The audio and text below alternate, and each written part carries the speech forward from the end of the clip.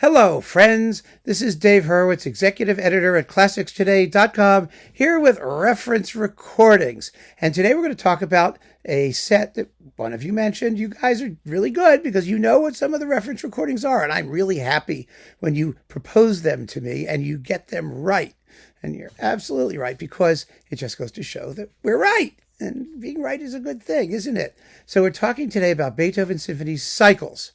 Now, I said at the beginning of this series of talks that not all the Beethoven symphonies have reference recordings because the consensus didn't congeal around them because they weren't considered important enough, like the eighth or the fourth, or, the first two symphonies, or there hadn't been enough attention being paid to them because they're not important enough, or because they usually appear as part of larger cycles. But the result of this is that while there are singleton reference recordings for some of the symphonies, or singleton performances, which could be reference recordings, the idea of doing complete cycles, which is a very new thing.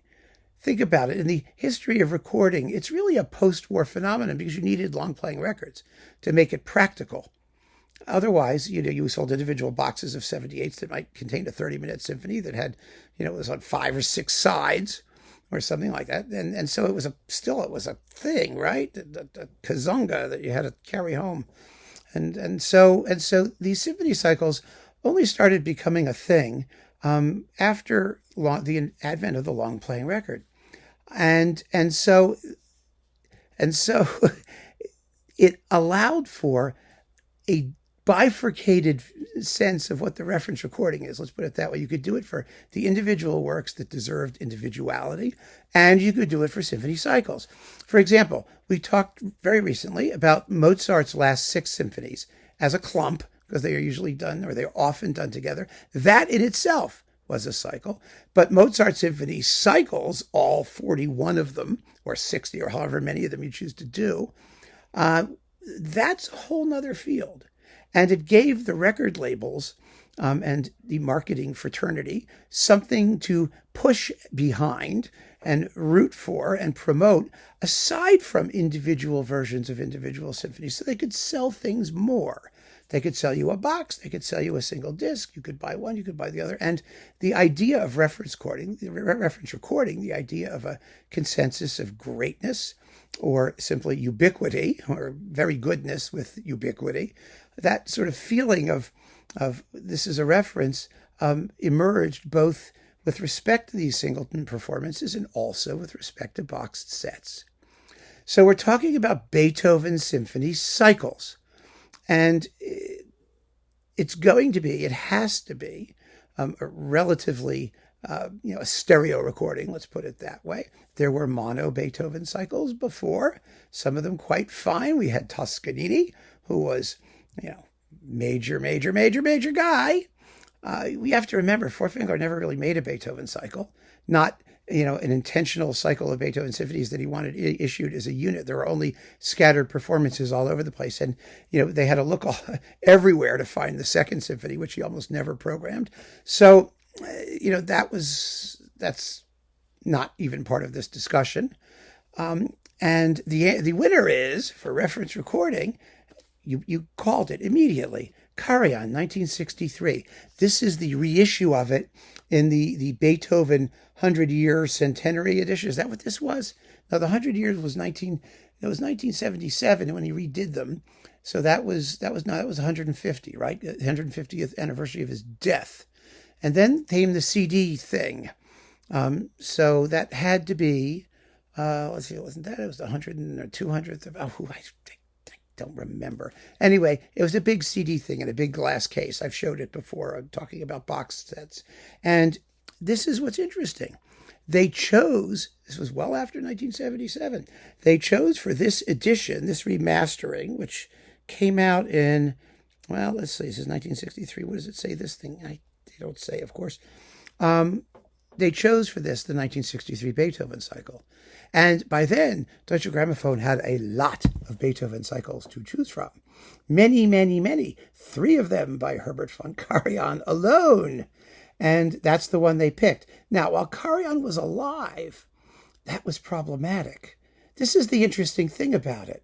there was a sense that the earliest of Karajan's Deutsche Grammophon Beethoven cycles, because don't forget there was a mono one for EMI Warner that was done with the Philharmonia, and the performances are quite similar, all the way through. He didn't change very much from one cycle to the next, but 63 was deleted and then eventually reduced to like budget price when 77 came out. And then the digital ones came out, and that created another problem because they didn't sound very good. They certainly didn't sound as good as 77, and everybody who still had the earlier ones knew that those were the least interesting of all the performances, by and large, as a cycle. So Karajan was his own worst enemy, and to a certain extent, this one became the reference recording despite him, because he, of course, would have wanted to promote his latest effort. And fortunately, or unfortunately, he passed away and let the market emerge to take its place. And what emerged was 63, his first Beethoven cycle. That had always been the reference, but we couldn't talk about it. We weren't allowed to. Now, Karajan's Beethoven was always a little bit controversial. He was never terribly popular in the United States, that I have to say, in this part of the world. I mean, he didn't play here, he didn't tour here, he didn't particularly care. I mean, he came a few times. He came a couple of times with Berlin.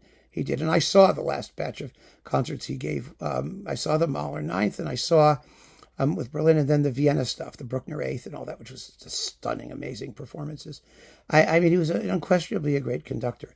But you have to remember, the United States had, when the record industry was still in 1963, very internationally segregated out. We had Zell, who I think is better, frankly.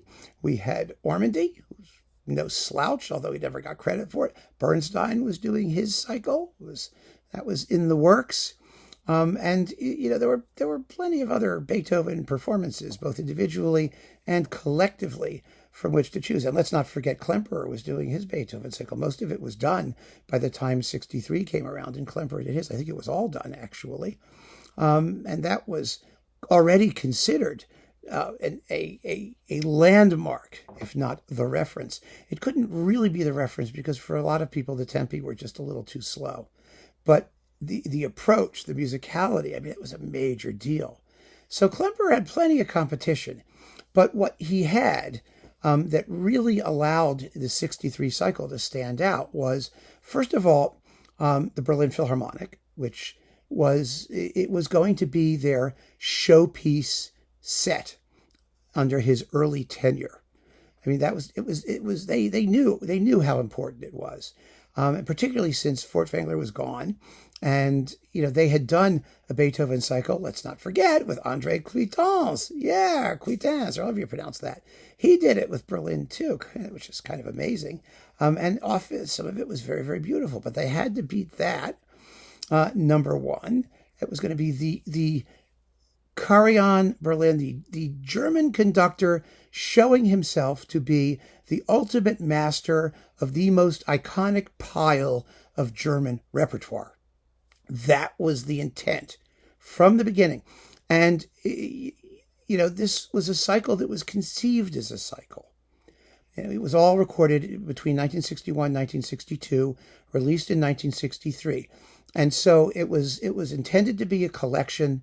And what Karajan brought to the party, unquestionably, was an amazing consistency from one work to the other, because he had his own very, very strong conception of orchestral sonority and sound. And so this was Karajan's Beethoven. Now, the irony is that although he did 4 Beethoven cycles and kept recording this over and over again, it was a serious question of protesting too much. He doth protest too much. He was never at his finest in the standard German repertoire, although some of his Brahms was really terrific and some of his Bruckner was really terrific.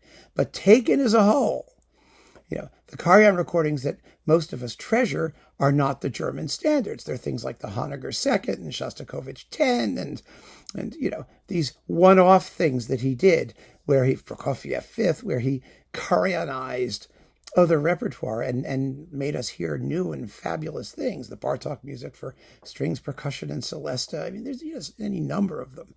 So his Beethoven was not, I don't think, ever considered the greatest Beethoven, or at least wasn't by a lot of people on both sides of the Atlantic, everywhere. I mean, it was considered very good and very strong. There were certain works he never quite got a handle on, like the Pastoral Symphony, and the Eroica sometimes gave him some issues, and so what were we left with? A reference recording for sure that was nobody's favorite Beethoven cycle. It's not entirely true because there are Karajan fans out there, and there are people for whom 63 Karajan is the ultimate in Beethoven performance. There will always be such. But when it came to ranking Beethoven cycles, talking about Beethoven cycles, Karajan, first of all, shot himself in the foot by making so many of them. And second of all, people did kind of feel that this was the best of all of the ones in the Karajan style. But for Beethoven, the essence of Beethoven, the spirit that was Beethoven, other conductors presented that more effectively. They really did. I mean, and there were, like I said, there were always a lot of Beethoven cycles around because it's Beethoven. I mean, Bruno Walter was around. Remember that? And yeah. So that's where we are. A reference recording for a complete cycle, a very interesting selection, and I mean, a good set of performances. They really are. They've held up well. They compare very favorably to his later work. I happen to think his 77 cycle is a little better. That's me. But yeah, there's some great stuff there. There really is. And I think that anybody who regards it as a reference is on very firm ground. But yeah, there's better Beethoven out there. We all know that, don't we? Yeah. But when you have Karajan and DG and the marketing and the push and the German stuff and the nationalist stuff and all of those things behind you, it's impossible to argue against it. So keep on listening, friends. Thanks so much for joining me. Take care.